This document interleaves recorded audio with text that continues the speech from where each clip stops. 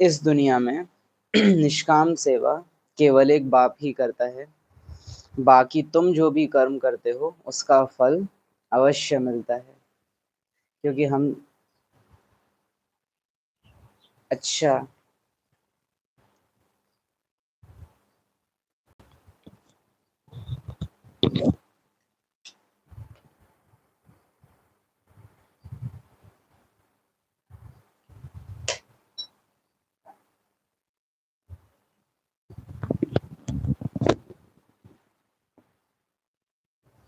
अभी आ रही है?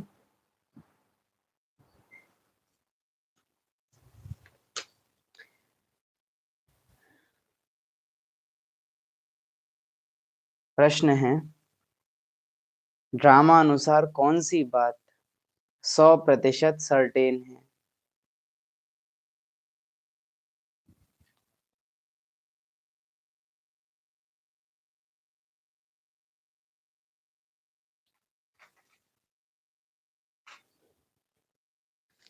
ड्रामा अनुसार कौन सी बात 100% सर्टेन है जिसकी तुम बच्चों को खुशी है?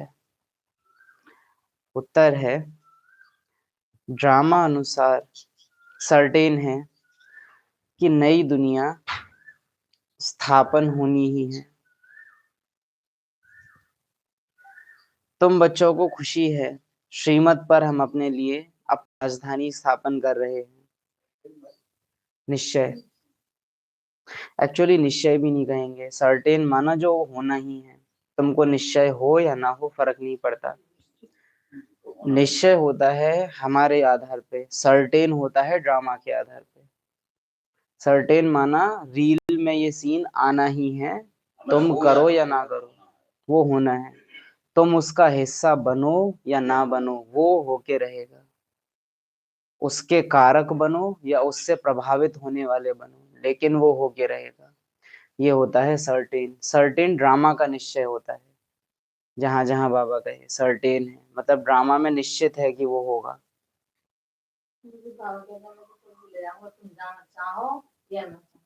सर्टेन शब्द मोस्टली हमेशा आप पाएंगे उन्हीं जगह लगा होगा कि ड्रामा में कुछ होना है और वो चीज ऐसी होनी है जो सबको इफेक्ट करेगी, सब पे ही उसका प्रभाव आएगा। उस चीज को बाबा कहते हैं सर्टेन। जैसे सर्टेन है ले जाऊंगा, सर्टेन है विनाश, सर्टेन है नई दुनिया की स्थापना, सर्टेन है कि तुमको इस जन्म मरण के खेल में आना ही है, यहाँ से कोई बच नहीं सकता, सिर्फ परम धाम में कोई रहे ये हो नहीं सकता। तो जो चीज सबको इफेक्ट करेगी उन और ड्रामा के आधार पे है, उनको बाबा कहते हैं सर्टेन। निश्चय फिर भी नंबरवार होता है, लेकिन सर्टेन में कोई नंबर नहीं होते, क्योंकि सर्टेन ड्रामा का है, वो होना ही है, होके ही रहता है, बना बनाया।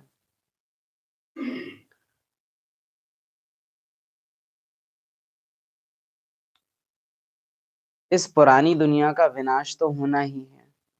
तुम बच्चे जितना पुरुषार्थ करेंगे उतना ऊंच पद प्राप्त होगा।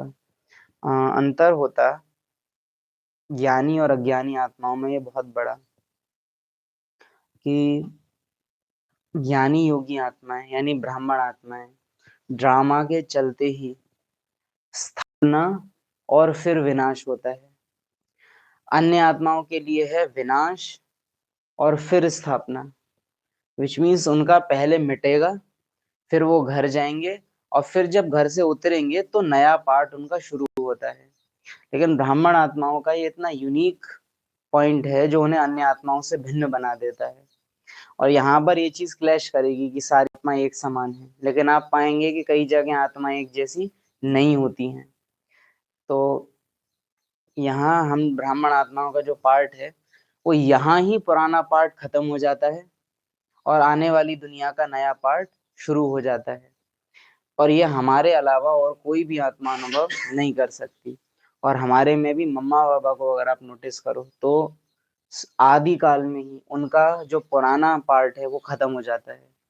संगम की आदि ही इस बात से है कि लेखराज का पुराना पार्ट खत्म हुआ और ब्रह्मा का पार्ट इमर्ज हुआ। शिव बाबा ड्रामा में आ जाए तो क्या उससे संगम शुरू होगा? सिर्फ शिव बाबा ड्रामा में आ जाए, क्या उससे संगम युग शुरू होगा? ड्रामा शुरू कब से माना जाता है? ड्रामा की शुरुआत, शुरुआत मतलब वो नहीं कि कब बना था, पर शुरुआत माना ये चक्र की शुरुआत कब से मानी जाती है? हम्म, ताजपोशी से ना, किसकी? लक्ष्मी नारायण। तो जब तक ब्रह्मा आत्मा और मम्मा इनका ताजपोशी नहीं हो जाएगी तब तक सतयुग की स्टार्टिंग 111 मानी नहीं जाती। अब ये 1 2 3 4 84 चला, उसके बाद अब ये 0 कब माना जाएगा? जब तक उसी आदि देव और उसी आदि देवी का ये 84 वापस से 0 ना हो जाए। जहां से शुरू हुआ था, एक थे राजा एक थी रानी, जब तक इन दोनों का पार्ट पूरा नहीं हो जाता तब तक खत्म नहीं होगी कहानी। ये ड्रामा में अथॉरिटी सबसे बड़ी शिव बाबा हैं, लेकिन इस ड्रामा का आधार आदि देव और आदि देवी हैं, न कि शिव बाबा। वो बीज हैं, लेकिन पत्ते कौन हैं? सबसे पहले पत्ते वो आदि देव आदि देवी। शिव बाबा के आने से संगम शुरू नहीं होता है, शिव बाबा आकर ब्रह्मा को जो पार्ट इमर्ज करते हैं और लेखराज का पार्ट जो मर्ज होता है, उस पॉइंट से संगम की शुरुआत होती है, न कि केवल शिव बाबा के आ जाने से। बाकी बाबा अपने लिए क्या कहता है? मेरे आने की कोई तिथि तारीख नहीं है। इसलिए कई मुरलियों में बाबा ने बोला है कि बाप दादा का मिलना माना संगम युग शुरू होना, और एक मुरली में बाबा ने बोला था कि बाप दादा का अलग होना माना संगम की समाप्ति। तो शिव बाबा और ब्रह्मा बाबा का मिलना और अलग होना, यही है ड्रामा का स्टार्ट पॉइंट और एंड पॉइंट। इतनी इंपॉर्टेंट ये दोनों आत्माएं हैं। भक्ति मार्ग के कारण हम आत्मा कभी कह नहीं पाती हैं कि ब्रह्मा आत्मा की वैल्यू क्या है, लेकिन कहेंगे कि भले भगवान नहीं है लेकिन भगवान से कम नहीं है। वो ड्रामा के आधार पे अगर देखा जाए तो बहुत वैल्यू है उसकी।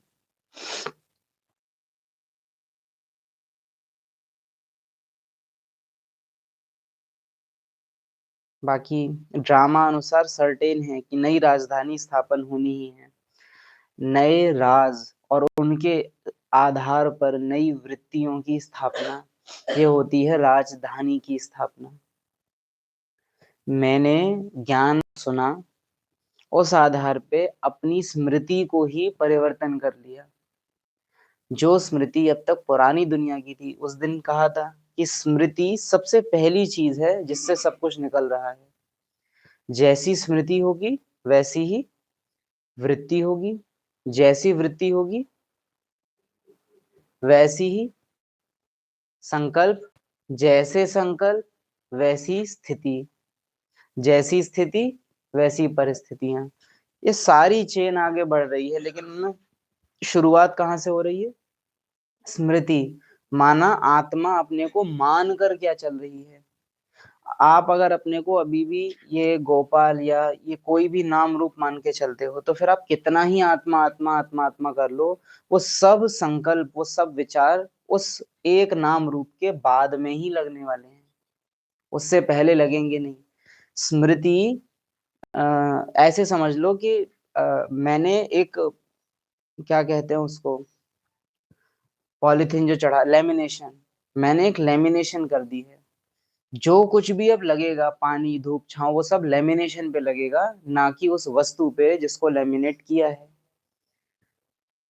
जैसे मेरी स्मृति अगर आत्मिक नहीं है, मेरी स्मृति अभी फरिश्ते की नहीं है या ब्राह्मण की नहीं है, तो बाबा का ज्ञान माया मन के रूप से मैं जरूर अनुभव कर लूंगी, लेकिन वास्तव में आत्मा उसको अनुभव नहीं करेगी। और अंतर आप कैसे करोगे कि मन अनुभव कर रहा है या आत्मा अनुभव कर रही है? आत्मा को कुछ भी अनुभव करने में एक सेकंड भी नहीं लगता। आत्मा चाहेगी और अनुभव होगा उसे, लेकिन मन को जब भी कुछ अनुभव करना होगा उसे हमेशा टाइम लगता है। अव्यक्त बाप दादा के महावाक्यों को आप याद करें तो बाबा कहते हैं 1 सेकंड से ज्यादा ना लगे, 2 सेकंड भी लगे तो फेल। क्यों कहते हैं बाबा ऐसा? क्योंकि अगर 2 सेकंड भी लग रहे हैं तो वो मन कर रहा है, ना कि आत्मा। आत्मा मन के थ्रू कर रही है कुछ ना कुछ, और मन के थ्रू हमेशा ड्रामा होता है। ड्रामा से परे जाना कभी भी मन के आधार पे नहीं होगा, वो आत्मा खुद कर सकती है।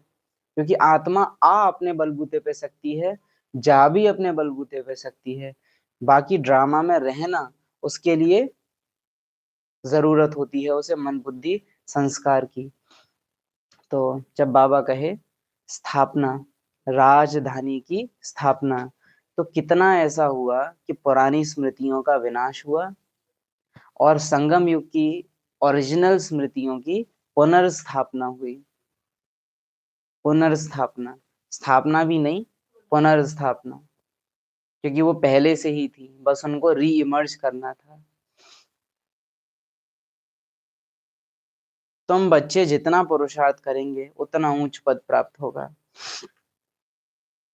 ओम शांति।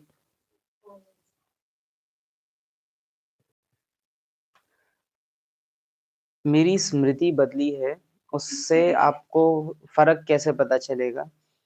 कि रोजमर्रा के जीवन में सेम परिस्थितियों में आपके संकल्पों का पैटर्न बदल जाएगा। स्मृति जब परिवर्तन होती है तो संकल्प, विचार सब बदल जाते हैं। और आपको खुद लगेगा कि पहले तो इस परिस्थिति को लेके हम ऐसे सोचते थे, लेकिन आज हमारा नजरिया बदल गया है। और जब स्मृति पुरानी पूरी विनाशी हो जाती है, उसके बाद आपको संकल्प ही नहीं आते। जैसे गृहस्थी में कोई कलेश हुई, तो अगर ये नाम रूप की पहचान जिंदा है तो वहां बहुत ही चिंता और डर और मोह और असुरक्षा के संकल्प निर्माण होने वाले हैं, भावना निर्माण होने वाली है।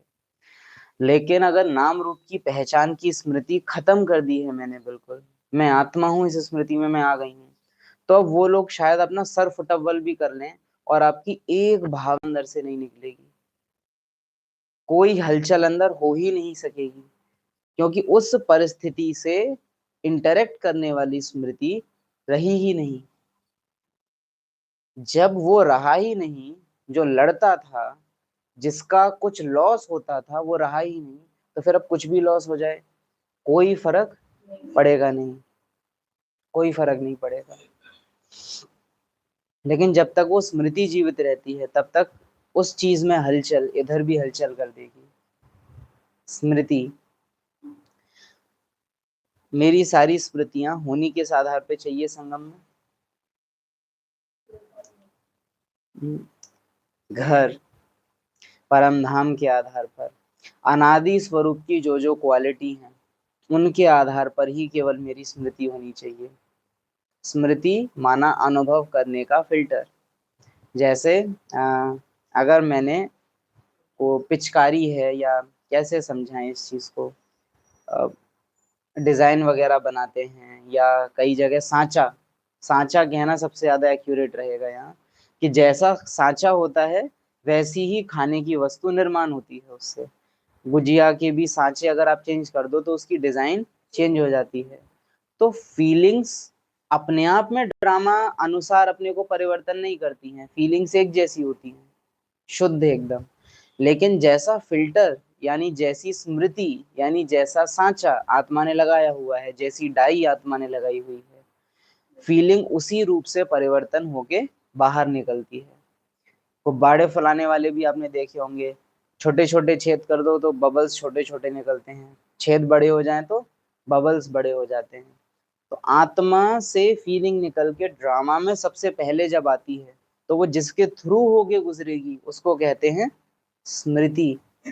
मेरी स्मृति क्या है? मेरी सोच भी जहां से निकल रही है वो मुख क्या है?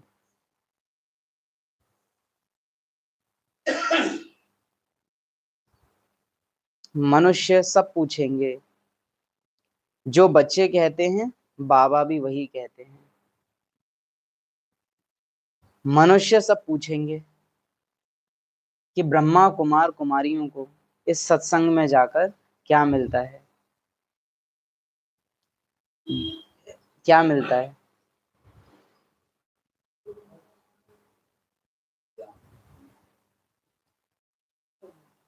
समझ,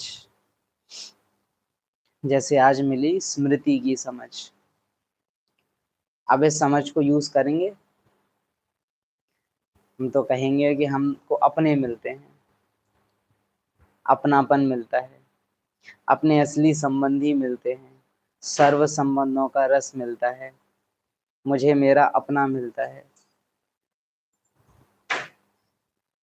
बाप आते ही हैं परम धाम से, वह वहां का रहने वाला है, तुम बच्चे भी वहां के रहने वाले हो। तुमको पाठ बजाना है इस कर्म क्षेत्र पर। बाबा को भी एक बार यहाँ आना है, जरूर नर्क का विनाश होना ही है। जब हम बात करते हैं जन्म जन्म के बिछड़े साथी मिलता है। शिव बाबा का कनेक्शन किससे है? आत्माओं से। याद प्यार में भी लास्ट में आता है ना, रूहानी बाप की रूहानी बच्चों नमस्ते। तो प्रैक्टिकल समझ, हमारी आपस में जो संबंध हैं वो सब आधारित हैं ड्रामा पे। ड्रामा में हम सबको क्योंकि एक दूसरे के साथ पार्ट बजाना है तो एक दूसरे के साथ हमको कनेक्शन भी फील होता है। बिना ड्रामा में एक दूसरे के साथ पार्ट बजाए हम आत्माओं को एक दूसरे जो संबंध है वो उतना स्पष्ट अनुभव नहीं होगा, क्योंकि भाई भाई को कुछ दे ना सके। शिव बाबा से हमको मिलता है, इसीलिए ड्रामा नहीं भी है तो भी हमारा उसके साथ कनेक्शन है। लेकिन एक दो के साथ हमारी जो पार्ट में लेन देन होती है उसके कारण हमको एक दो से संबंध अनुभव होता है। इस जन्म में भी आप सब जो मिले हो, आपको लगता है कहानी इस तरह से बनी कि यहाँ से मिले वहां से मिले, शादी हुई, पड़ोसी बने, ऐसे ऐसे। परंतु सच्चाई में देखा जाए तो ड्रामा अनुसार ही वो कनेक्शन होना था, इसीलिए एक दो से मिले हैं। लेकिन शिव बाबा अपने आप में इकलौती ऐसी आत्मा है जिसका डायरेक्ट आत्माओं से कनेक्शन है और उसमें ड्रामा बीच में नहीं आता है। और ये इतनी वंडरफुल बात है अपने आप में।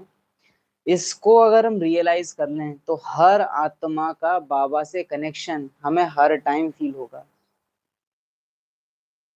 अभी भी क्या है कि हम बाबा के बने हैं, हमने बाबा का ज्ञान लिया है, इसलिए बाबा हमारा है। कहीं ना कहीं ड्रामा के आधार पे ही बाबा से अपनापन इस आधार पे होता है। लेकिन हमें ही क्यों ज्ञान मिला? हम ही क्यों इतने जागे हुए होते हैं जो और कोई नहीं हो सकता? क्योंकि हमारा कनेक्शन शिव बाबा से थ्रू ब्रह्मा है, जिसके थ्रू शिव बाबा का कनेक्शन ड्रामा से है। ब्रह्मा मुख वंशावली, ब्रह्मा की संतान होने के कारण हमको ये प्रिविलेज, क्या कहें, ये विशेष पार्ट हमको मिलता है कि हमको ज्ञान होगा। और अज्ञानियों के होते ज्ञान होगा, सबको नहीं होगा, केवल हमें होगा। बाबा कई बार इस बात को हमको समझा भी रहे होते हैं कि तुम ब्रह्मा मुख वंशावली हो, मैंने तुम्हें गोद लिया है, तुम इसके बच्चे हो और मेरे पोत्रे पोत्रियां हो। तो ब्रह्मा का वहां बीच में होना कितना जरूरी है, ये कई बार अगर हम देखें हमको पता चलेगा।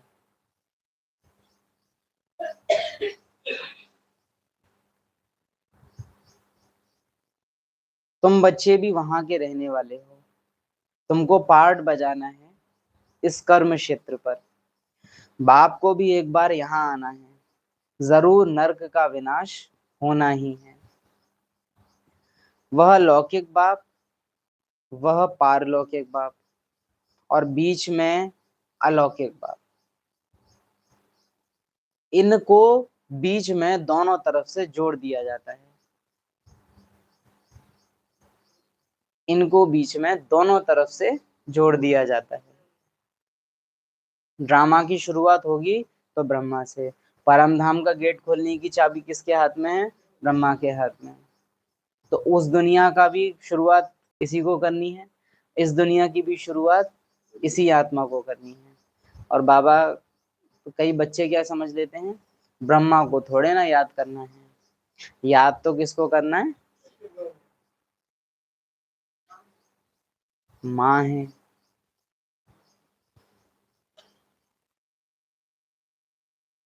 शिव बाबा को तो कोई तकलीफ नहीं होती, इनको कितनी गाली खानी पड़ती है। वास्तव में श्री कृष्ण को गाली नहीं मिलती है, बीच में यह फंसा है, बीच में ये फंसा है।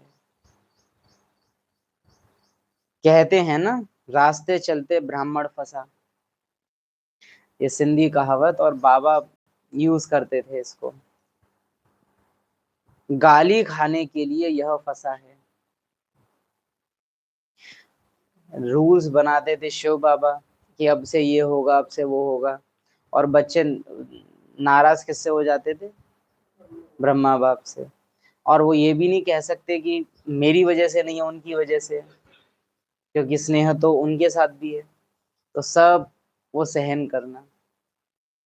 तो फिर बाबा एक ही बात कहते थे, फंस गया, बुरा फंसा। कहते हैं ना, रास्ते चलते ब्राह्मण फंसा, गाली खाने के लिए ये फंसा है।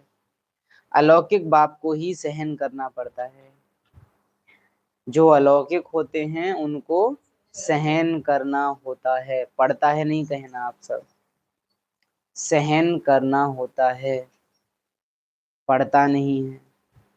और सहन करना अर्थात किस भाव से इसको से लेना है, आप चाहोगे कल्याण करना, लेकिन सामने वाले को वो कल्याण लगेगा नहीं, अल्पकाल के लिए ऐसी परिस्थिति आ जाएगी, जो आप चाहोगे उनका कल्याण, आप एक्ट करोगे उनके कल्याण का, लेकिन उनका कल्याण उनको कल्याण लगेगा नहीं, उन्हें लगेगा ये तो हमारा नुकसान कर रहे हैं।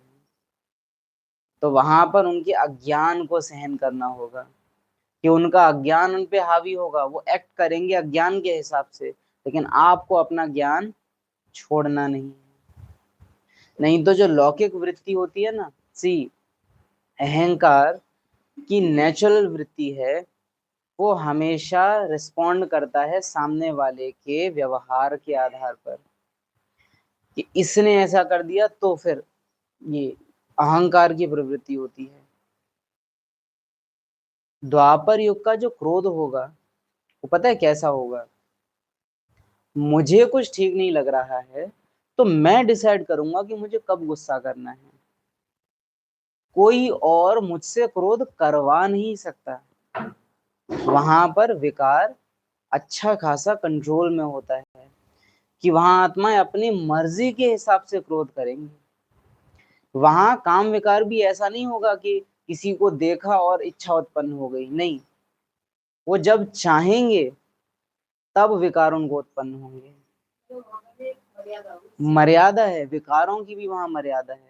मोह भी अगर किसी को करना है तो वो जानते हैं इतनी एज तक करना है, इसके बाद मोह खत्म कर देना है, अलग हो जाना है।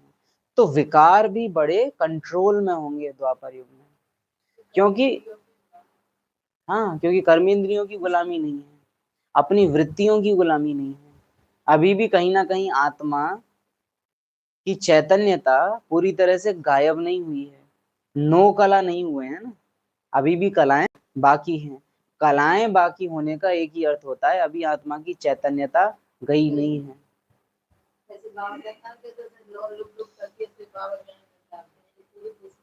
हम्म। तो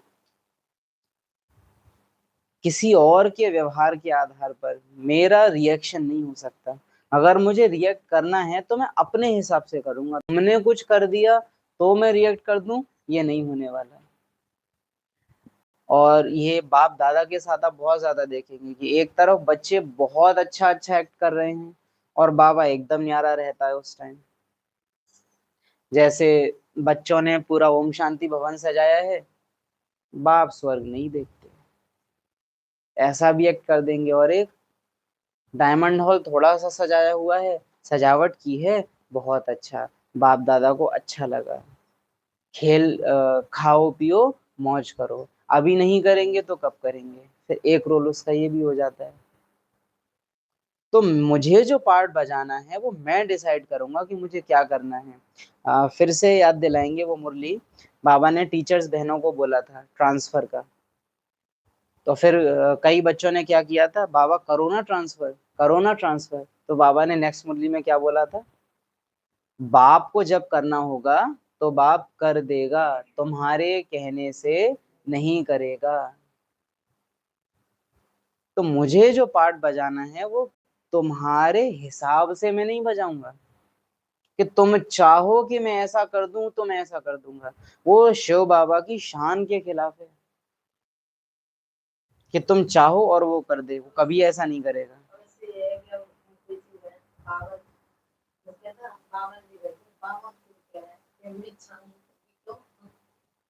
मुझे मेरा पार्ट बजाना है मेरे हिसाब से, तुम्हारे पार्ट पे डिपेंड नहीं करता है मेरा पार्ट। मैं स्वतंत्र हूँ, पार्ट में भी मैं स्वतंत्र हूँ। मैं बंधा हुआ हूँ केवल तुम्हें ले जाने के लिए। बाकी ड्रामा में कुछ और तुम्हारे साथ करूं ना करूं उसके लिए मैं बंधा हुआ नहीं हूँ। नहीं आऊंगा, जाओ, तुम बुलाते रहो मुझे, और आना होगा तो एक से भी मिलने के लिए आ जाऊंगा। नहीं आना है तो 30,000 40,000 बैठे हुए हों तो भी नहीं आऊंगा। मेरी मर्जी। ड्रामा का कोई भी रूल मुझ पे हावी नहीं होता। हाँ, बंधन एक ही है उनका कि उन्हें सब आत्माओं को वापस घर ले जाना है। इसके अलावा और कोई बंधन उनके ऊपर नहीं है।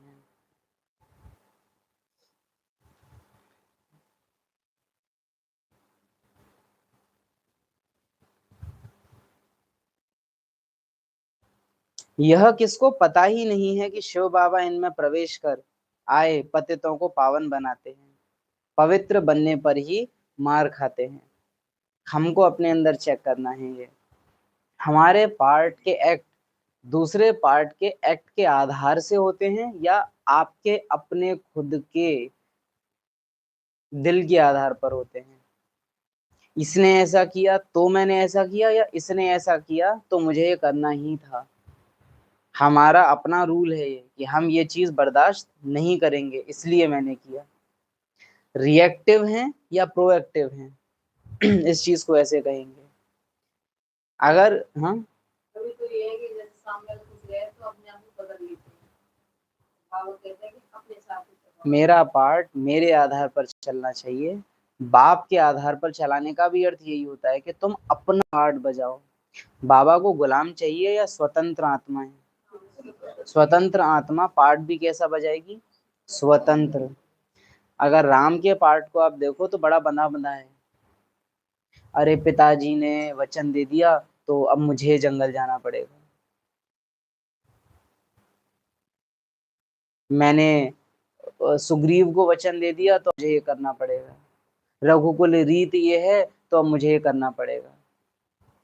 कृष्ण के साथ ऐसा कुछ नहीं है। वो सारे कुल की मर्यादा एक मिनट पे ताक पे रख देगा अगर उसे ठीक नहीं लगेगा तो। मैं शस्त्र नहीं उठाऊंगा, वायदा किया है और सबके सामने किया है। भीष्म नहीं मान रहे, एक पल नहीं सोचेगा। अर्जुन कह रहा है आपने वचन दिया था, समाज क्या कहेगा, कुछ भी कहता रहे, मुझे फर्क नहीं पड़ता पार्थ। समाज कुछ भी बात बनाए उसमें मेरा क्या घाटा, उनका ही घाटा है अपना। अभी कई ट्रेटर्स हैं, यज्ञ की बदनामी करते हैं। उन्हें लगता है अरे अरे अरे हमने तो बहुत बड़ी चीज कर ली। क्या कर लिया तुमने? क्या पहुंच गया शिव बाबा तक? तुमने कुछ नहीं किया है। जन्म जन्म का दुर्भाग्य पाया है बस अपने तक। जो सबका रक्षक है तुम उसको क्या क्षति पहुंचाओगे, उसके यज्ञ को क्या क्षति पहुंचाओगे? तो बाप कहते हैं मैं आया हूं सबको वापस ले जाने।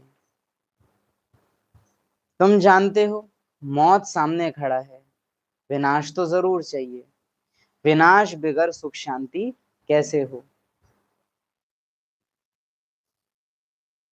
जब कोई लड़ाई आदि लगती है तो मनुष्य यज्ञ आदि रचते हैं, लड़ाई बंद हो जाए। तुम ब्राह्मण कुल भूषण जानते हो, विनाश तो जरूर होना है। यह जो कर्म की भोगना बीमारी आदि होती है, यह है रावण के कारण। केवल एक एक्सेप्शन है शिव बाबा के केस में, जहां उसका पार्ट किसी पे डिपेंड करता है। कौन? ब्रह्मा। केवल वो एक एक्सेप्शन है इस चीज में, कि जब तक वो अपने अंत के भी अंत में नहीं आएगा, तब तक बाबा ड्रामा में नहीं आएगा। उसके अलावा बाबा को ड्रामा से किसी भी चीज से प्रभाव नहीं है। तुम रो, झीक लो, माथा फोड़ लो अपना, उस पर कोई प्रभाव नहीं है उसका। ब्राह्मण हो तो तुम्हारा अधिकार है शिव बाबा पे, पर अगर अपनी ब्राह्मण की मर्यादा तुमने क्रॉस करी, तो शिव बाबा तुमको देखेगा भी नहीं। वो फिर ऐसे हैं।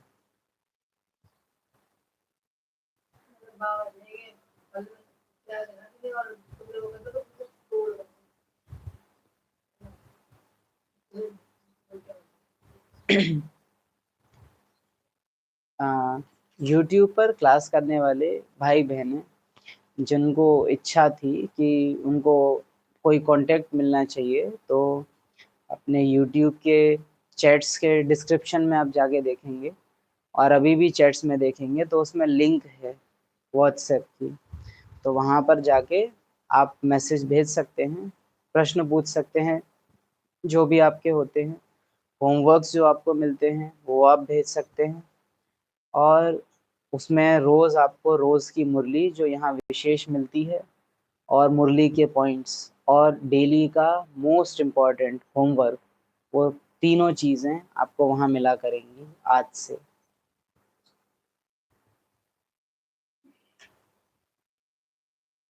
रावण की प्रवेशता होने के कारण मनुष्य जो भी कर्म करते हैं वह विकर्म हो जाते हैं। एक ब्राह्मण की जो स्मृति है, यानी एक ब्राह्मण का जो सांचा है, वो सांचा कैसा है?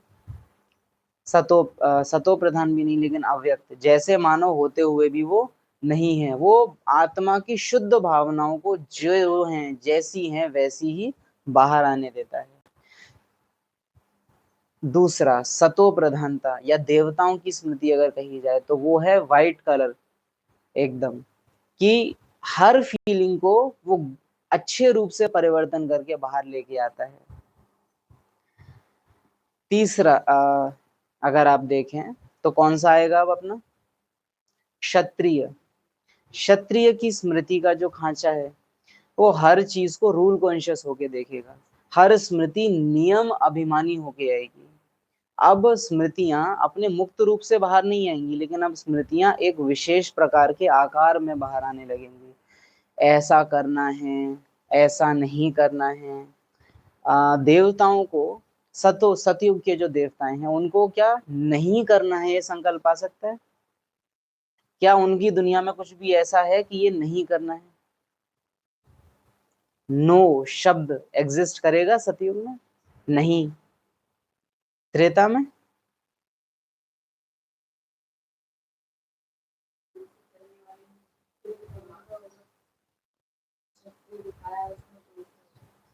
बाबा कहते हैं सतयुग में मंत्रियों की दरकार नहीं होती, त्रेता में भी नहीं होगी।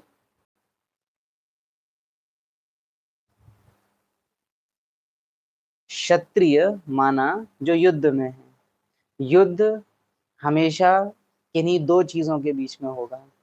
दो चीजें हैं तो चुनाव भी करना पड़ेगा। चुनाव करना है तो किसी को यस और किसी को नो भी कहना पड़ेगा।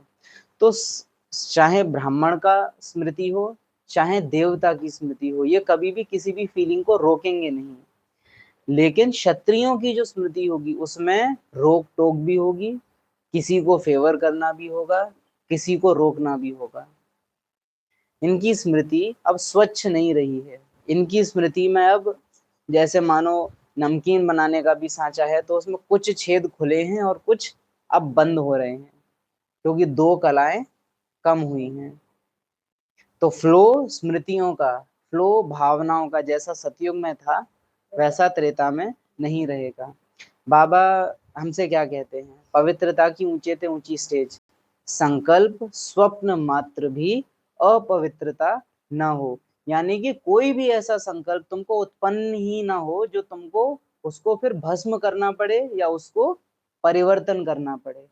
ऐसा कुछ बने ही ना जिसको मिटाना पड़े। प्योरिटी की हाईएस्ट स्टेज माना कुछ भी ऐसा आत्मा बना ही नहीं रही जो उसको विनाश करना पड़े। यह है प्योरिटी की हाईएस्ट और होलीएस्ट स्टेज। जैसे शिव बाबा कहते हैं अपने को पावन, क्योंकि उनको कभी भी कुछ ऐसा इमर्ज हो ही नहीं सकता जो उनको करना नहीं है। उनको वही इमर्ज होता है जो उनको करना होता है। ऐसी ही स्टेज जब ब्राह्मणों की है तो वो है उनकी पावनता, संपूर्ण कर्मातीत अवस्था। बाकी ऐसे संकल्प जब तक आपको आ रहे हैं जिनको विनाश करना पड़ेगा या जिनसे साक्षी होना पड़ेगा, जब आपको किसी चीज से साक्षी ही ना होना पड़े। अभी तो क्या है कि न्यारे होकर के देखना पड़ता है ना कि खेल हो रहा है, तब देखना ही नहीं पड़ेगा, क्योंकि आपके लिए कुछ खेल बचेगा ही नहीं। खेल तब तक चलता है जब तक दो टीम रहती हैं, तभी तो खेल है। एक अकेली टीम कभी भी खेल नहीं सकती। जब कोई दूसरी टीम ही नहीं बची तो खेल पूरा। इसी को क्या कहते हैं? कर्मातीत। कर्मातीत। सतयुग में कर्म क्या होते हैं? अकर्म। सुकर्म भी नहीं है, अकर्म। क्यों? सुकर्म यहाँ होते हैं। सतयुग में कर्म अकर्म क्यों है? क्योंकि टीम बी है ही नहीं। अभी क्यों होते हैं? बी सी डी जेड तक है। कोई ऐसा संकल्प निर्माण ही नहीं हो रहा है, कोई ऐसी भावना बन ही नहीं रही है जिसको मिटाना पड़े, जिसको परिवर्तन करना पड़े। जब बाबा ने कहा ना, रावण की प्रवेशता होने के कारण मनुष्य जो भी कर्म करते हैं वह विकर्म हो जाते हैं, उसका आधार है ये स्मृति। आपकी स्मृति अगर दैहिक रूप से किसी पहचान की है तो हमेशा कर्म ऐसे होंगे जो आपको बांधेंगे, आपको डिसीजन लेने पे मजबूर करेंगे। सतयुग में डिसीजन नहीं लेना पड़ता क्योंकि वहां नाम रूप के आधार पर कोई पहचान स्मृति के रूप में नहीं है। संकल्पों में जरूर है लेकिन स्मृति नहीं है उसकी।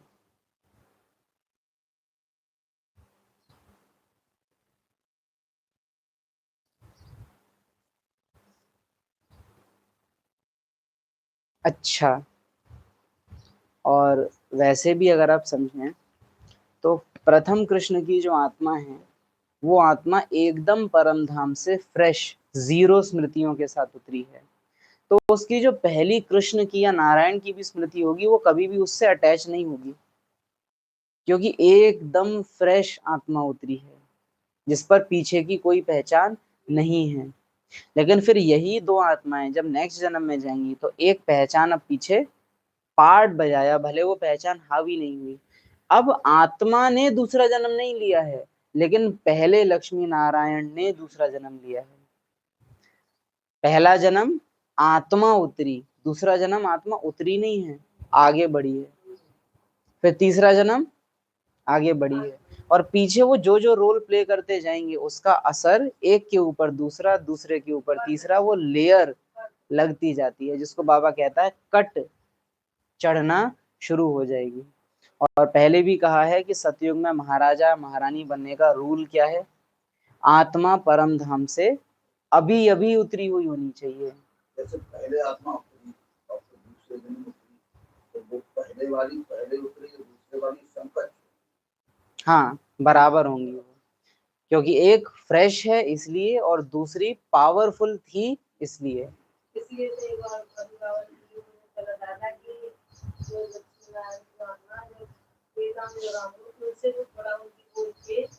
ऊपर ही रहेगी, सूर्यवंशियों के बराबर रहती है लेकिन चंद्रवंशियों से ऊपर रहेगी। चंद्रवंशी कभी बराबर के नहीं हो सकते सूर्यवंशियों के, कभी भी नहीं हो सकते, हमेशा थोड़ी बहुत ऊपर की रहती है। बाकी बुद्धि ऐसा भी समझती है कई बार कि जहां चंद्रवंश स्टार्ट होगा वहां सूर्यवंशी आत्माएं राजघराने से थोड़ा दूर हो जाएंगी। राजघराने में उस समय वो आत्माएं रहें ऐसा अभी तक समझ नहीं कहती है। जब तक सूर्यवंश चलेगा सूर्यवंश की आत्माएं राजघराने में ही जन्म लेती रहेंगी। लेकिन जहां वंश बदलेगा, क्योंकि सूर्यवंश में जो राज करने का स्टाइल था वो कंप्लीटली अलग था। चंद्रवंश में जो राज करने का स्टाइल है वो बहुत अलग हो जाएगा।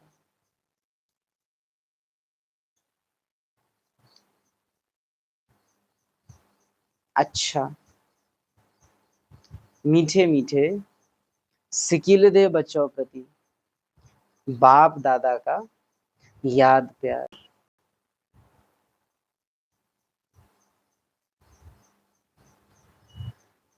वापस घर ले जाने वाले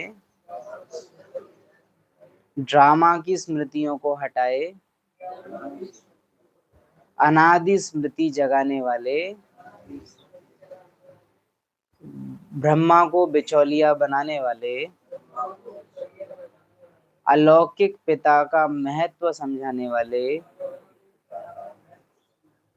ऐसे मीठे मीठे बाप दादा को याद प्यार।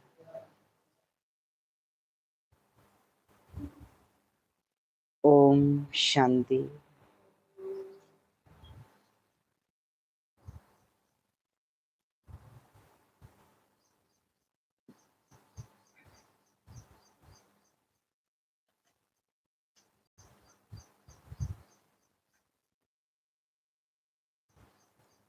जो बाप की महिमा है उस महिमा को स्वयं में लाना है। बाप कहते हैं मैं आया हूं सबको ले जाने। तुम जानते हो मौत सामने खड़ा है, विनाश तो जरूर चाहिए।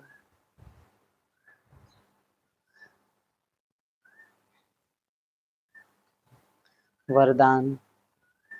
पुराने संस्कार रूपी अस्थियों को संपूर्ण स्थिति के सागर में समाने वाले समान और संपूर्ण भव। बाप समान व संपूर्ण बनने के लिए सृष्टि की कयामत के पहले अपनी कमजोरियों और कमियों की कयामत करो। कोई भी उलझन का नाम निशान ना रहे। अपने को उज्जवल बनाओ। जैसे जन्म परिवर्तन के बाद पुराने जन्म की बातें भूल जाती हैं, ऐसे पुरानी बातों को, पुराने संस्कारों को भस्म करो। बाबा ने जो ये कहा ना, अपने को उज्जवल बनाओ, अपने को ब्राइट बनाओ। तुम्हारे कर्म, हर कर्म इतने ज्ञान युक्त, योग युक्त होने चाहिए जो ऐसे चमको, जो तुमको कभी उलझन ही ना आ सके कि ये करूं या ये करूं।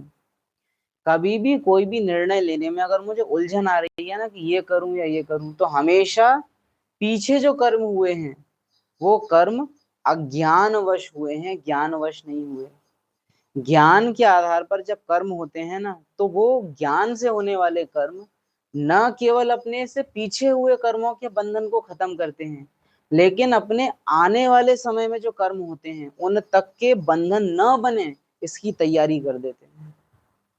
लेकिन अज्ञानवश जब कर्म होते हैं तो भूतकाल के विकर्म भी हावी होंगे, और आने वाले समय में तुम जो कर्म करोगे वो विकर्म हो, इसके 50% चांस पहले ही बना देते हैं। समझा? अज्ञानवश कर्म होगा तो वो इंश्योर करेगा कि मेरे से अगला जो कर्म हो वो भी अज्ञान का हो, और ज्ञान जब कर्म करेगा तो वो इंश्योर करेगा कि मेरे पीछे के हुए गलत कर्मों को भी मैं मिटा दूं, और मेरे से आगे जो कर्म होने हैं वहां पर भी अज्ञान या विकर्म ना हो सके। और लगातार जब ज्ञान के कर्म आगे बढ़ते हैं, सी रावण क्या है, वो अपनी प्रेजेंस बढ़ाता है। ज्ञान आता है, अपनी उपस्थिति से अज्ञान को मिटाता है, और लास्ट में वो खुद भी चला जाता है। ज्ञान कभी भी अपना साम्राज्य विस्तार नहीं करेगा। ज्ञान ऑलरेडी जो साम्राज्य फैला हुआ है उसको समेटेगा और चला जाएगा, क्योंकि ज्ञान किसका है? ज्ञान सागर का। ज्ञान सागर का खुद का नेचर क्या है? मैं तुम्हारे स्वर्ग में नहीं आता हूं, लेकिन मैं करने क्या आया हूं? पुरानी दुनिया का विनाश।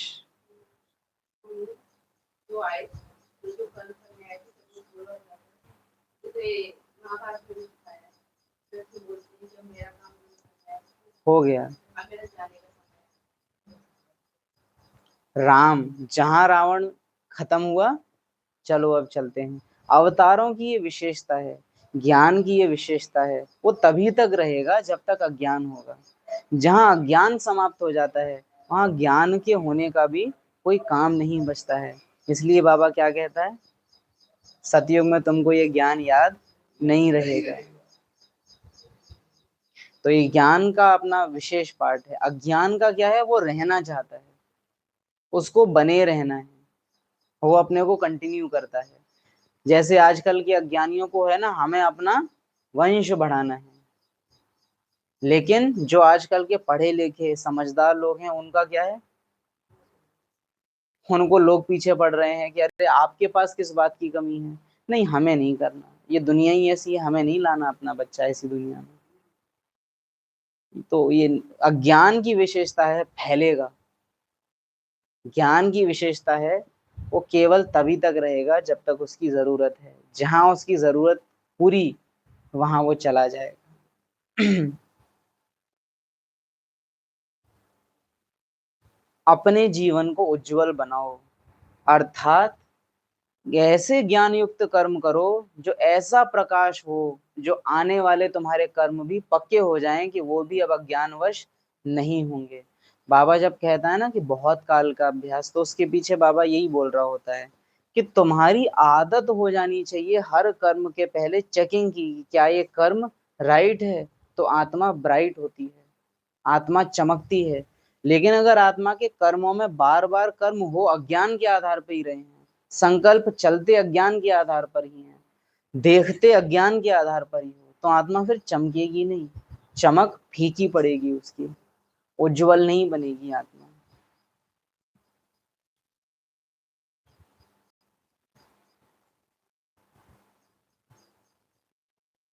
अस्थियों को भी संपूर्ण स्थिति के सागर में समा दो, तब कहेंगे समान और संपूर्ण। अस्थियां यानी कि जो पुराने संस्कार, जो जलने के बाद ब्राह्मण पूरा बन गए तो भी रह जाते हैं, पीछे से उनकी आस रह जाती है।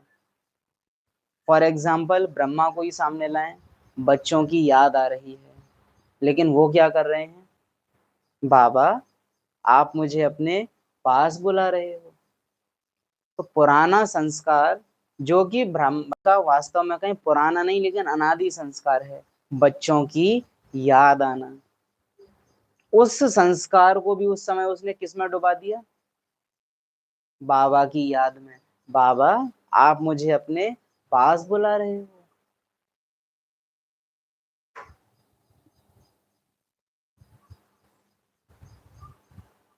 अस्थियों को ही संपूर्ण स्थिति के सागर में समा दो। बाबा इतना बड़ा, इतना इंपॉर्टेंट हो जाए मेरे लिए, जो मेरे पुराने संस्कार कितने ही कड़े क्यों ना हो, मैं एक बार बाबा कहूं और वो सब संस्कार विफल हो जाएं, उनका असर मेरे ऊपर हावी ना हो पाए।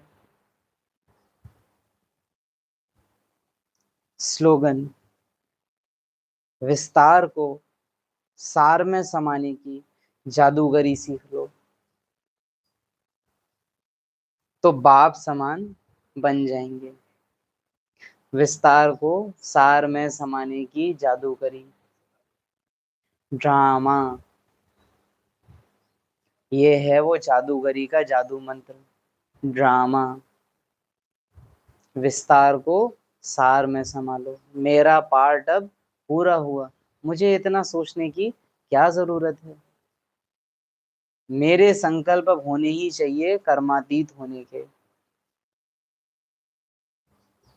बहुत ज्यादा सोचना विस्तार है, या बहुत ज्यादा भावनाएं किसी चीज में डाल देना विस्तार है। क्या कहते हो,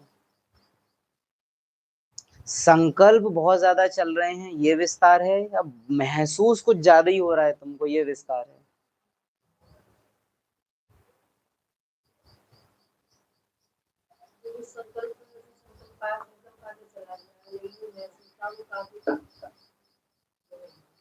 विस्तार संकल्पों का नहीं होता, विस्तार हमेशा भावनाओं का होता है।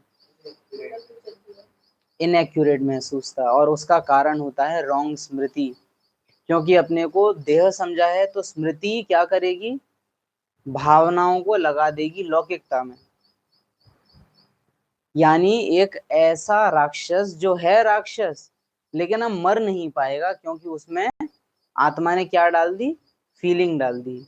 जैसे राहु केतु ने क्या पी लिया था, अमृत पी लिया था, तो काटे जाने के बावजूद भी सर अलग धड़ अलग जिंदा है।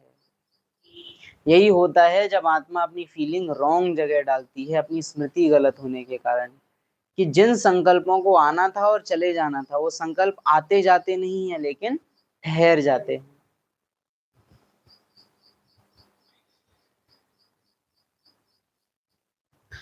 ये अव्यक्त इशारे सहनशीलता वाले बाहर मुक्ता के वाइब्रेशन को ही नहीं, लेकिन मन के संकल्प भी जो उत्पन्न होते हैं, उन संकल्पों की उत्पत्ति को देखकर भी घबराएंगे नहीं।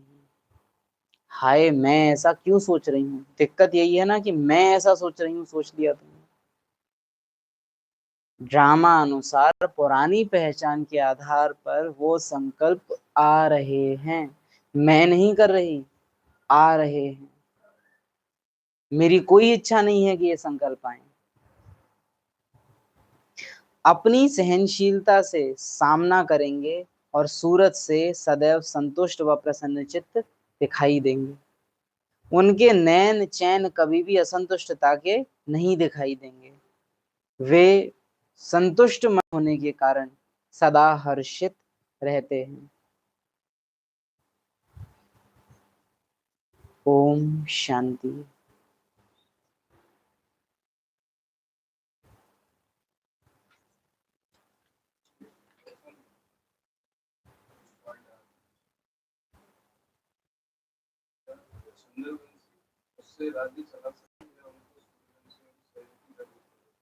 जरूरत पड़ेगी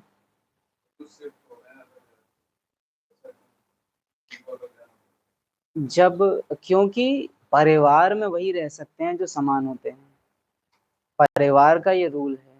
परिवार में वो चाहिए जो मूल वृत्ति से एक जैसे हैं, जिनकी मूल वृत्ति माना समझ रहे हैं ना, स्मृति एक जैसी है। सूर्यवंशी और चंद्रवंशी नाम ही क्यों अलग अलग पड़े, क्योंकि उनकी स्मृति में बहुत अंतर है। एक की स्मृति है योगी की, दूसरे की स्मृति है योद्धे की। तो जब कहा कि वो बाहर जाएंगे तो वो रॉयल फैमिली में नहीं रहेंगे। और सूर्यवंश में सिस्टम है कि राज्य में वही रहेगा जो रॉयल फैमिली में होगा, लेकिन चंद्रवंश में भी ये फैमिली सिस्टम फॉलो हो ये जरूरी नहीं है।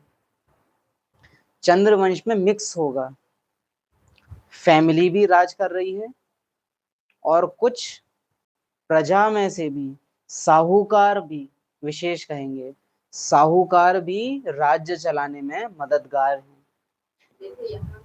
सूर्यवंश में नहीं होगा। हाँ वो वहां जा सकते हैं। हाँ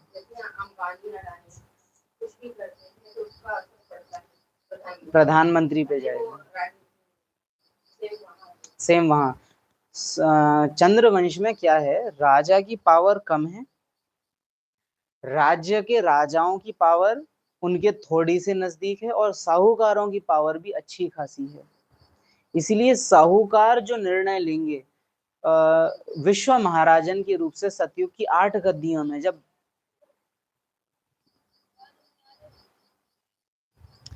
किसी ने माइक म्यूट कर दिया था हमारा, अभी आ रही है ना, ठीक है।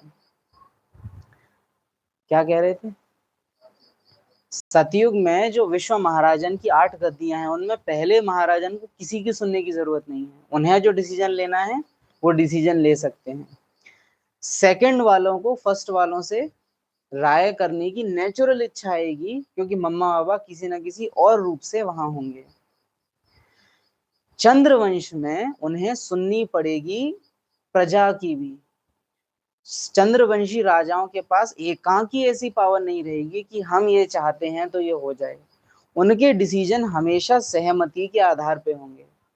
डिस्कशन तो सतयुग में भी होगा क्योंकि परिवार है, लेकिन फाइनल डिसीजन हमेशा जो राजा ने लिया वही माना जाएगा। जो बाबा यहाँ दादियों की विशेषता बताते हैं ना, एक ने कहा दूसरे ने माना, वो गुण वहां काम करेगा। लेकिन चंद्रवंश बना है, अगर खुल के कहें, दीदियों से। सूर्यवंशी राजा दादियां हैं, आदि रत्न हैं। फिर से म्यूट हो गए क्या? नहीं, अभी नहीं हुए। सूर्यवंशी राजाएं मूलतः दादियां हैं, आदि रत्न हैं। चंद्रवंशी राजाएं संस्कार यहाँ रहे हैं, मेरा सेंटर, मेरी सुनी जाए, मेरी मानी जाए, मस्तक भी रहेंगे। यही संस्कार त्रेता में जाके क्या असर दिखाएंगे? विश्व महाराजन हमारी बात माने, वो एक उनके अंदर रहेगा, नहीं तो नाराज हो जाएंगे। हालांकि चंद्रवंश में ऐसा नहीं है कि वो नाराजगी दिखाएं, लेकिन बहुत सूक्ष्म रूप में उनके अंदर ये चीज रहेंगी।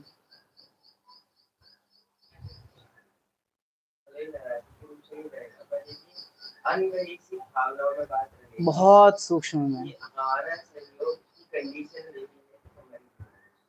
जैसे सतयुग में क्या है कि राजा ने कोई डिसीजन लिया सतयुग में, तो सब उनको बहुत प्यार भरी नजरों से देख रहे हैं और हमने माना, ऐसा जताएंगे आंखों से।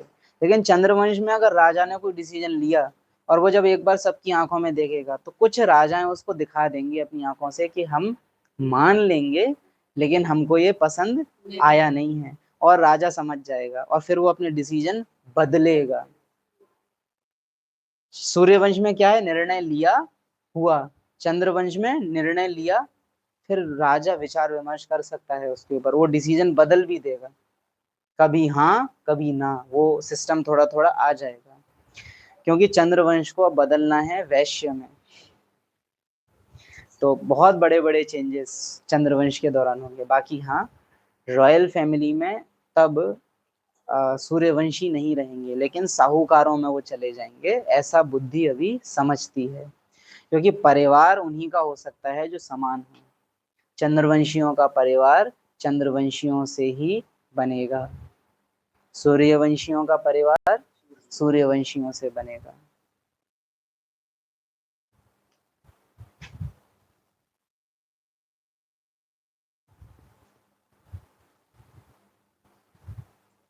द्वापर में बुद्धि ऐसा कहती है कि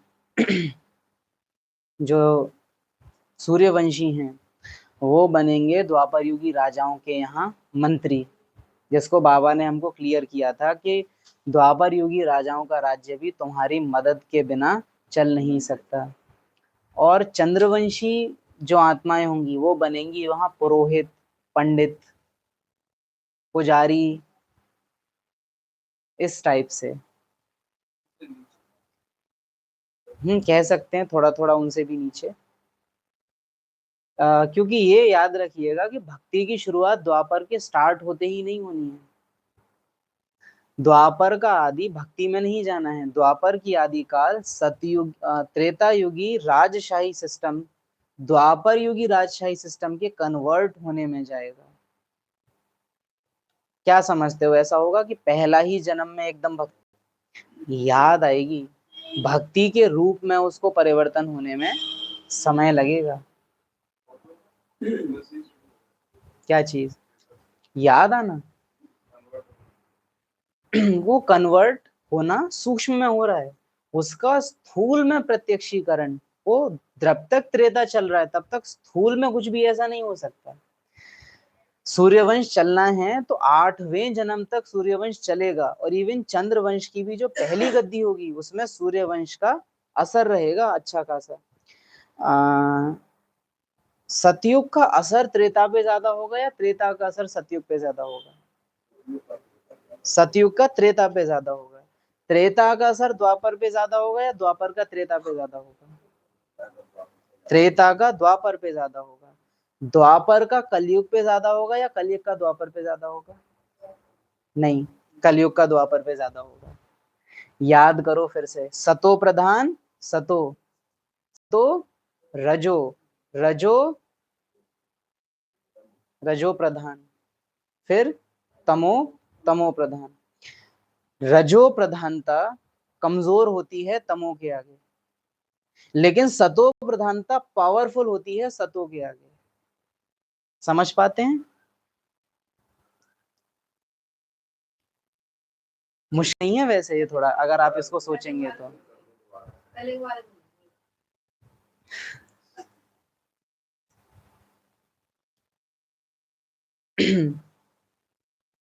सतो प्रधानता पावरफुल होती है सतो से, और सतो ज्यादा पावरफुल होगा हमेशा रजो से। लेकिन जो रजो प्रधानता है वो कमजोर होती है तमो से, क्योंकि रजो प्रधानता माना उसमें सतो तो है नहीं, लेकिन नियम है। वो नियम हार जाएंगे विकारों के आकर्षण से। विकारों की जो वृत्तियां हैं वो इतनी हावी होंगी, जो रजो प्रधानता के नियम बिखर जाएंगे विकारों के आगे। क्योंकि नियम कभी भी भावनाओं से जीत नहीं सकते, और तब विकार भावनाओं में आना शुरू हो जाएंगे, और नियमों के केवल बचेंगे विचार।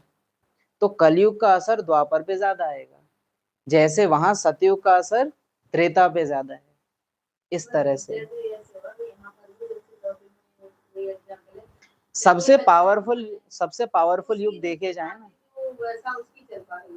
हाँ ये भी आप समझ सकते हो। बाकी कहेंगे पावरफुल युग दो ही हैं, एक सतयुग, दूसरा कलयुग। बाकी जो त्रेता और द्वापर है वो हमेशा इन दोनों के प्रभाव हैं।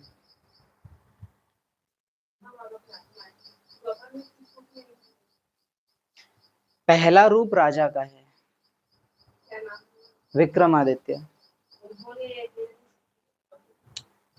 कहेंगे उन्होंने भक्ति की यादगार की शुरुआत की है। ब्रह्मा बाप अपने विक्रमादित्य के रूप में कभी भी भक्ति नहीं करेंगे, वो यादगार स्थापन करेंगे। मतलब याद आई, हाँ, भक्ति का बीज ब्रह्मा बोएंगे। लेकिन जब बाबा कहता है ना भक्ति की शुरुआत, तो इसका अर्थ है भक्ति के बीज का। आप संगम की भी स्टार्टिंग देखिए, क्या बाबा के आते ही मुरली शुरू हुई? बाबा आए, कई सालों तक केवल आत्मा, उसकी ही भावनात्मक अभ्यास में आत्माएं रही। कितने साल? 14 साल। 100 साल का 14 साल कितना परसेंट निकलेगा? 14% ही हुआ। इतना टाइम संगम में ज्ञान नहीं था। भक्ति का भी शुरुआत का अच्छा खासा टाइम केवल भावनात्मक चलेगा, उसमें कोई भी पद्धतियां नहीं आएंगी, वो बिल्कुल नहीं आएंगे। जैसे आप संगम का आदिकाल देखो तो आपको बिल्कुल भी वो संगम युग जैसा लगेगा नहीं। ठीक वैसे ही भक्ति का भी जो आदिकाल होगा वो बिल्कुल भी भक्ति जैसा होगा नहीं कि आप उसको भक्ति कह सको।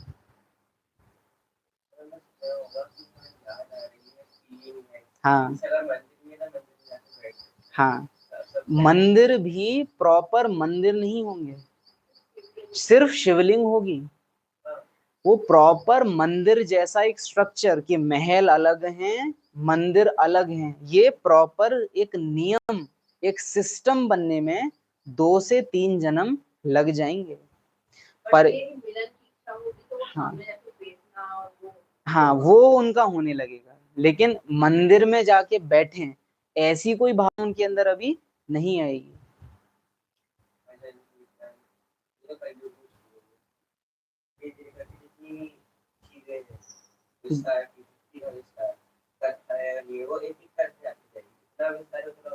उतना वो बढ़ता जाएगा। बाकी कहेंगे कि भक्ति का जो मूल रूप है जिसको हम आज जानते हैं, जिसमें नियम हैं, आरतियां हैं, में मंत्र हैं, ये सब सूर्यवंशी आत्माएं लाएंगी या चंद्रवंशी आत्माएं?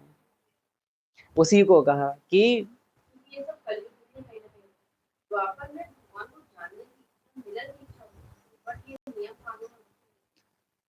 पुराण, वेद और पुराणों में भी पता है आपको गीता में कृष्ण क्या कह रहे होते हैं? गीता में कृष्ण बोल रहे होते हैं, कर्म कांड के पुराणों को मैं नहीं मानता अर्जुन। मीन्स पुराणों का भी एक बहुत अच्छा खासा हिस्सा पता है किस चीज में जाता है? इस देवता को प्रसन्न करने के लिए ये मंत्र, इस चीज की कामना पूर्ति के लिए ये वाला मंत्र। पुराणों का भी एक बहुत छोटा सा हिस्सा है जिसको आप कहते हो अद्वैत, अद्वैत वेदांत, वेद और फिर वेदांत। तो वेद 80% है, 20% है उसमें वेदांत, और वो ही रियल है।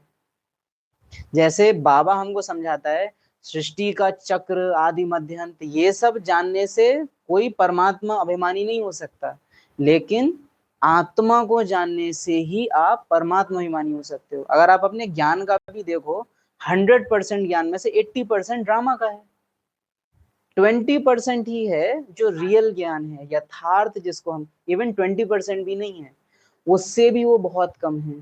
पूरा 7 दिन का कोर्स ड्रामा के बेस पे है, चाहे आप कल्प वृक्ष देख लो, सृष्टि चक्र देख लो, सीढ़ी का चित्र देख लो, सतयुग का जितना भी वर्णन है वो देख लो। ब्राह्मण भी एक पार्ट है 7 दिन के कोर्स में भी। मेन पहला आत्मा, दूसरा 3 लोक, और तीसरा शिव बाबा का जो परिचय, ये 3 ही हैं जो यथार्थ ज्ञान से संबंध रखते हैं। बाकी के सब वो ड्रामा बेस्ड नॉलेज है, जो कि जरूरी है, उसको डिसरिगार्ड नहीं कर रहे। उसी तरह कृष्ण कह रहे हैं अर्जुन से कि ये जो कर्म कांड संबंधी ज्ञान है अर्जुन, मैं इसको ज्ञान नहीं मानता, और वो अज्ञान है। इवन कृष्ण उसको कह दे रहे हैं कि वो अज्ञान है, वो कोई ज्ञान नहीं है। जैसे बाबा यहाँ कह देता है, जैसे क्या कह देता है, यहाँ कहा है इसीलिए वहां कृष्ण को वो बोलते हुए दिखाया है कि ड्रामा का ज्ञान कोई ज्ञान नहीं है। किसी ने आदि मध्य अंत को जान लिया तो इससे वो ज्ञानी नहीं हो जाता, जब तक उसने अपने को आत्मा अनुभव नहीं किया, अपने को आत्मा समझ बाप को याद नहीं किया, वो ज्ञानी बना नहीं है। तो प्रॉपर ज्ञान या यथार्थ ज्ञान जिसको कहते हैं, यथार्थ ज्ञानी जिनको कहते हैं, वो बहुत अलग चीज होती है। बाकी भक्ति की जो स्टार्टिंग है ये भी वंडरफुल है। सतयुग, त्रेता और द्वापर का जो परिवर्तन काल है, उस पर भी आप अच्छा खासा विचार सागर मंथन कर सकते हो। वंडरफुल समय है वो भी, कि सूर्यवंशी आत्मा उस समय क्या किरदार निभाएंगी, चंद्रवंशी आत्मा उस समय क्या किरदार निभाएंगी। सूर्यवंशी आत्माएं द्वापर युग का ढांचा तैयार करेंगी कि अब दुनिया कैसे चलनी है। चंद्रवंशी आत्माएं वहां पर अब ढोंग, आडंबर, त्योहार कैसे मनाए जाएंगे, है ना, समाज कैसे चलेगा, जातियां कैसे काम करेंगी, वो इन सब में अपनी बुद्धि लगाएंगे। बाहरी रूप से द्वापर युगी समाज कैसा दिखेगा, ये इस पे प्रभाव रहेगा चंद्रवंशियों का, क्योंकि दिखावा उनकी विशेषता है। संगम युग में भी प्रोग्राम बड़ा होना चाहिए, भव्य होना चाहिए, ये ढकेल पे शिव बाबा रख के निकलने चाहिए। यहाँ के जो संस्कार हैं ये द्वापर में जाके वहां का भी ढोंग, आडंबर, नियम, इनका निर्माण करेंगे। दादियों की क्या विशेषता रही थी? आधार तैयार करना, नींव तैयार करना। दादियों में ये नहीं था कि सजावट ऐसे करो, प्रोग्राम बड़ा होना चाहिए, खाने में इतने आइटम बनाओ, दादियां इसमें कभी नहीं थी। सतयुग में भी वो नहीं रहेंगे, त्रेता में भी वो इन चीजों में नहीं रहेंगे, और द्वापर में भी वो ढांचा तैयार करेंगे। जैसे ब्रह्मा शिवलिंग बनाएंगे, लेकिन मंदिर बनाना, फिर पूजा पद्धति बनाना, ये ब्रह्मा नहीं करेंगे। हाँ, वो प्रेरक हैं, लेकिन बाद में उसका विस्तार वो चंद्रवंशी आत्मा ही करेंगे, क्योंकि विस्तार में उनकी विशेषता है।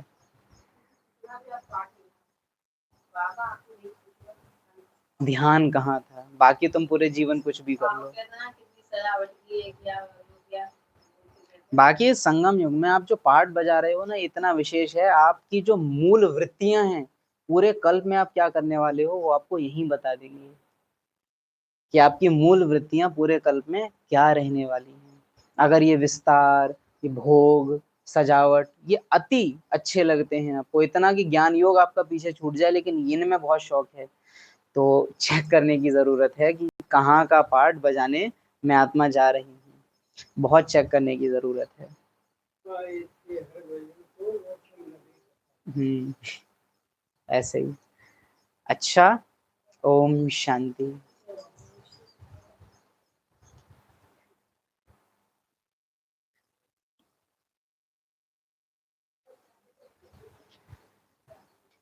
सूर्यवंशी आत्मा पूरे कल्प सहजता से ही प्ले करेगी। Yes, yes.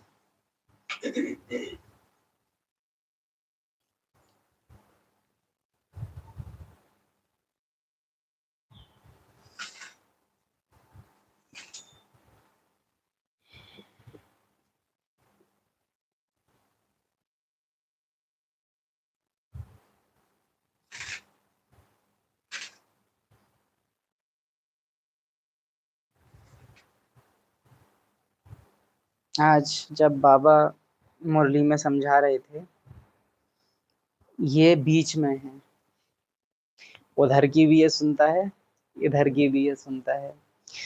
तो दिल में गीत बज रहा था, हे प्राणों के प्राण हैं हम पर तेरे बड़े एहसान कि तूने प्रभु से मिला दिया।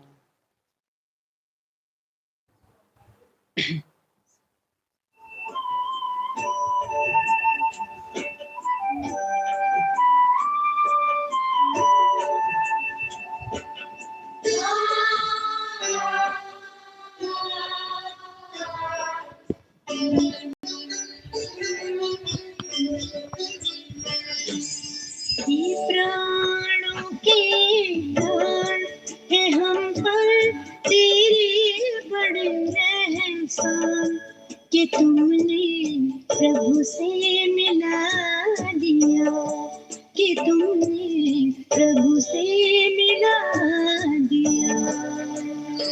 तेरे कर्म इतने महान जो लगने लगे तुम्हें भगवान, कि तुमने कंचन मिटा दिया, कि तुमने प्रभु से मिला दिया। हे प्राणों के प्राण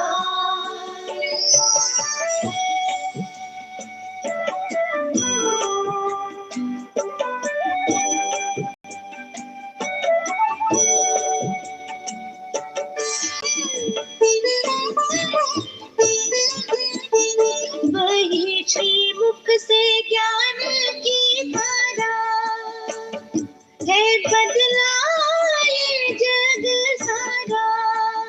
नव सृष्टि के रचता का मिला रचना का परिचय प्यारा।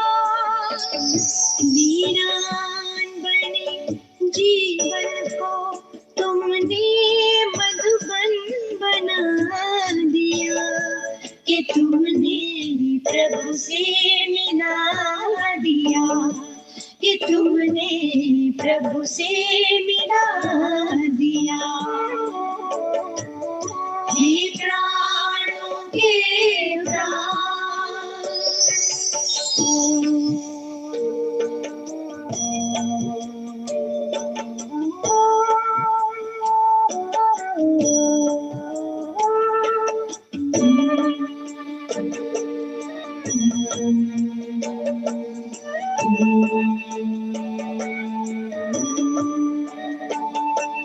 वंदे मातरम कह गए पावनता का दिया हिमालय।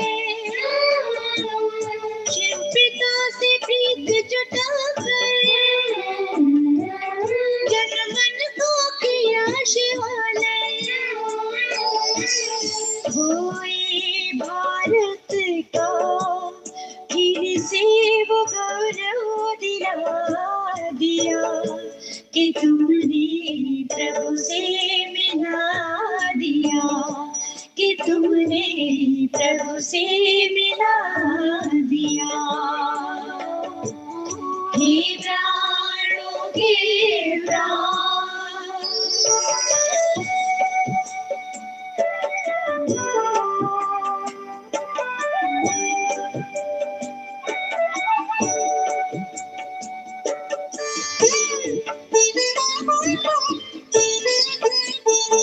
सद्गुणों की दी जानी रे, मुस्काने लगी तकदीरें। ठह गई दीवारें हद की, है टूटे गई जंजीरें। जीना सिखाया जग में कमल सा जीवन खिला दिया, कि तुमने प्रभु से मिला दिया, कि तुमने प्रभु से मिला दिया। ये प्राणों के प्राण है हम पर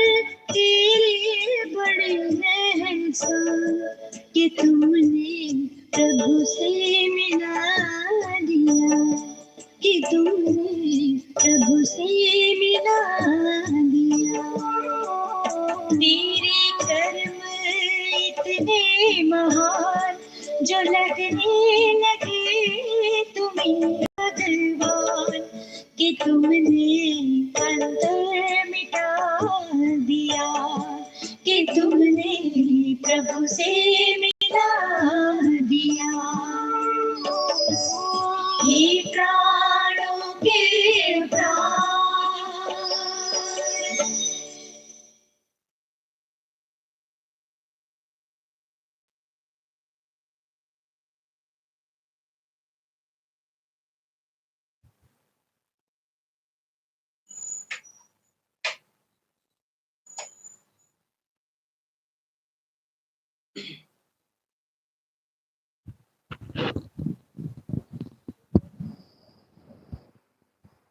ओम शांति।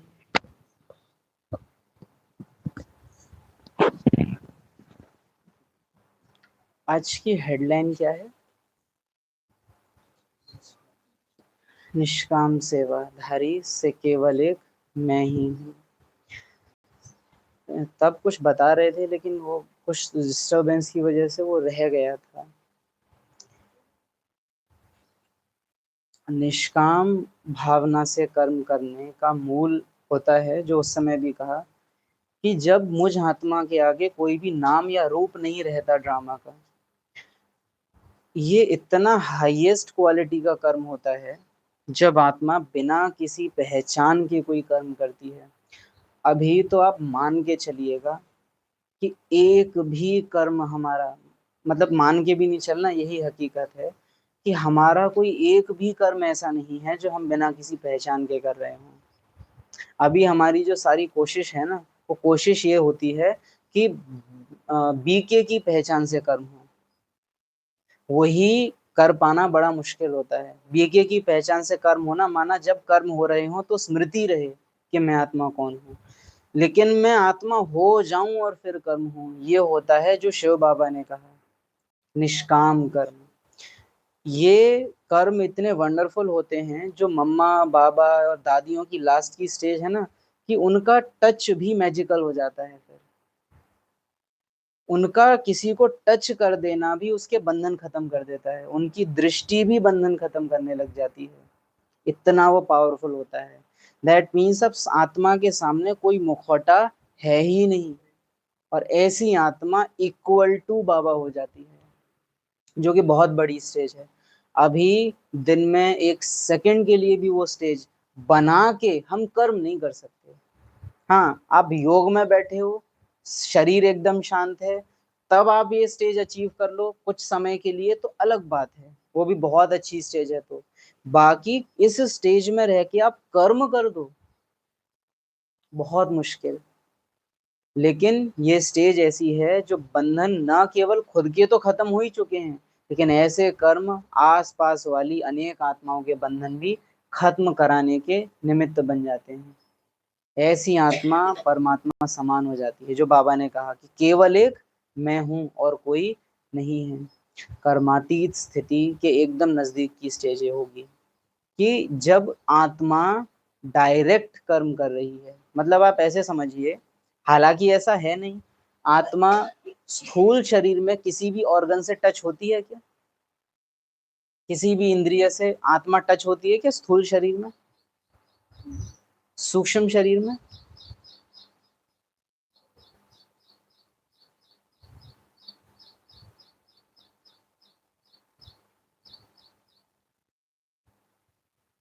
जैसे स्थूल शरीर में जो ब्रेन है वो केवल एक कॉर्ड से जुड़ा रहता है, बाकी पूरा ब्रेन एक लिक्विड में तैरता रहता है, वो और किसी भी इंद्रिय से कभी टच नहीं करता अपने आप को।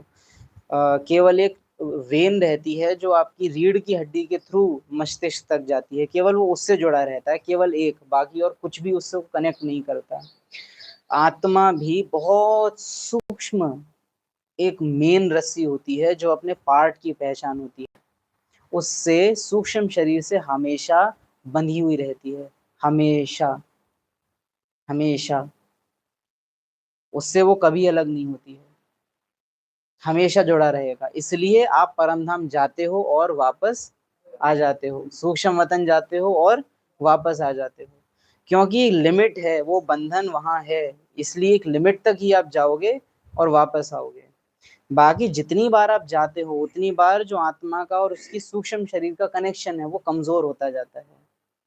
दादी गुलजार के केस में भी वो बात सामने आई थी कि क्यों इतनी प्रॉब्लम आई बॉडी में, तो उसका रीजन बताया कि आत्मा इतनी बार अपने को डिस्कनेक्ट कर रही है बॉडी से, और इतनी इतनी देर के लिए कर रही है कि सूक्ष्म शरीर को उससे नुकसान होता है और उसका असर स्थूल शरीर पर विजिबल होता है, क्योंकि आत्मा इतनी देर तक अपना कनेक्शन रख ही नहीं रही अपने सूक्ष्म शरीर से भी। ये बहुत बड़ी चीज होती है।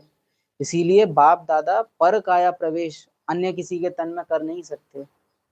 हम आत्मा अपने स्थूल शरीर को छोड़ सकते हैं, सूक्ष्म को नहीं छोड़ सकते। दादी गुलजार और ब्रह्मा वो आत्माएं हैं जो अपने सूक्ष्म शरीर से भी जीरो कनेक्शन जितना टाइम बाबा को चाहिए उतनी देर के लिए कर सकते हैं। ब्रह्मा के तो क्या सूक्ष्म शरीर में खुद शिव बाबा आते हैं, लेकिन दादी गुलजार इस चीज में ब्रह्मा से तीखी हैं ड्रामा अनुसार, कि वो अपनी सटल बॉडी को भी छोड़ देती हैं। इस चीज में उनका त्याग ब्रह्मा से भी बड़ा गाया जाएगा, क्योंकि आत्मा को परमात्मा के बाद जो सबसे अजीज चीज है ना ड्रामा में, वो उसका सूक्ष्म शरीर है। और ये भी बता देवें कि ये सूक्ष्म शरीर सतयुग, त्रेता, द्वापर, कलयुग सेम वही है, सेम वही है। बस हर जन्म में इसने अपना आकार बदला है, अपने गुण बदले हैं, अपना सब कुछ बदला है। इसलिए बाबा हमसे कह पाता है तुमने कितने जन्म लिए हैं, 84 जन्म, क्योंकि आत्मा कंटिन्यू याद ही इसलिए रख पा रही है क्योंकि उन 84 जन्मों में सूक्ष्म शरीर वही है जो रिकॉर्ड कर रहा है सब कुछ सब कुछ सब कुछ, वही लेके चला आया है। शिव बाबा के पास कोई सूक्ष्म शरीर है ही नहीं, और फिर वो कर्म करते हैं, इसीलिए उनका हर कर्म क्या है, निष्काम। हम कुछ क्षण के लिए भी अगर ऐसे कर्म कर पाए जहां पीछे सूक्ष्म शरीर से कनेक्शन भी नहीं है, एकदम बीज है, तो वो कर्म कैसे हो जाएंगे। जब मम्मा बाबा या दादियां उस स्टेज में जाके दृष्टि देते थे, सामने वाली आत्माओं को फील हो जाता था कि हल्के हो गए, हल्के हो गए माना विकर्म विनाश हो गए, क्योंकि उस समय वो आत्मा अपने सूक्ष्म शरीर से भी डिटैच हो चुके हैं। तो फिर बाबा की दृष्टि काम करती है एकदम। और जब हम कहते हैं ना बाबा की दृष्टि, तो ऐसा नहीं होता कि बाबा दृष्टि दे रहा है, आप ही उस टाइम बाबा जैसे हो गए हो, तो आपकी दृष्टि भी वही काम करेगी जो बाबा की करेगी। तो निष्काम कर्म के पीछे ये होता है। सूक्ष्म शरीर जब तक है तब तक कर्म कभी भी निष्काम नहीं होंगे, वो हमेशा कुछ ना कुछ कर्म बनाएंगे, क्योंकि सूक्ष्म शरीर माना ही जो याद कर रहा है कि मैंने ये किया, मैंने ये किया। भले आप पीछे से कितना भी कह लो कि मैंने नहीं किया, मैं नहीं कर रहा, मैं नहीं कर रहा, बाबा करा रहा है, तो भी पीछे से वो याद रखेगा बाबा ने किसके थ्रू कराया, मेरे। वो हमेशा यादें बनाएगा, जब तक सूक्ष्म शरीर है यादें बनेंगी। जब आत्मा सूक्ष्म शरीर से भी न्यारी है तो याद नहीं बनेंगी, और कर्म क्या हो जाता है, निष्काम। ओम शांति।